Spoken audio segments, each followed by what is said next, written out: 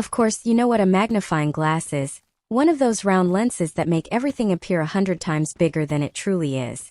If someone takes one of these, holds it to their eye, and examines a drop of water from the nearby pond, they will see thousands of marvelous creatures that are otherwise invisible to the naked eye. But they are there, and it is no illusion.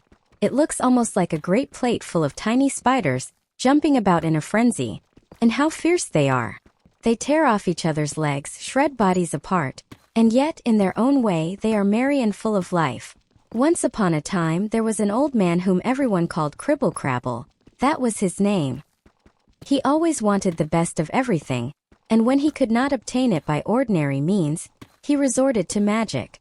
One day, he sat in his cottage, holding his magnifying glass to his eye, closely examining a drop of water taken from a puddle by the ditch. What a sight! What a riotous, chaotic scene!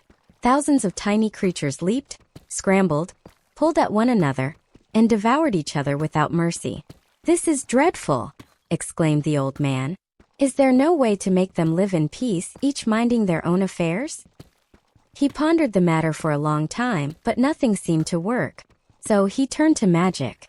"I must give them color so they may be seen more clearly," he said. He then poured a tiny drop of deep red liquid into the water. But it was no ordinary dye. It was witch's blood, drawn from the edge of an ear, the finest kind worth 9 pence a drop. And now the wondrous little creatures turned bright pink. It looked like an entire town of naked wild men. "What have you got there?" asked another old magician, a man with no name. And that was the best thing about him. "If you can guess what it is," said Cribble Crabble, "I'll make you a present of it."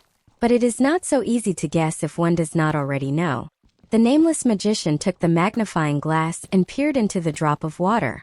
It looked just like a great city, teeming with naked people running frantically in all directions. It was terrifying. But even more horrifying was the way they fought. Shoved, bit, slashed, grabbed, and tore at each other. Those at the top were pulled down, while those at the bottom scrambled to rise. "Look! Look! His leg is longer than mine. Ugh! Cut it off!" they shouted. "That one has a bruise. It pains him, but we shall make it hurt even more." And they fell upon him, clawed at him, and devoured him because of his little bruise. Nearby, another sat quietly like a gentle young maiden, wishing only for peace and solitude. But she was not left in peace. She too was dragged out, tormented, and eventually devoured. "What a fascinating sight," said the nameless magician. "Yes, but can you tell me what it is?" asked Cribble Crabble. "Can you guess?" "Why, it's obvious," the other magician replied. "It's Paris, or any great city, for they are all the same." "No," chuckled Cribble Crabble. "It is merely a drop of puddle water."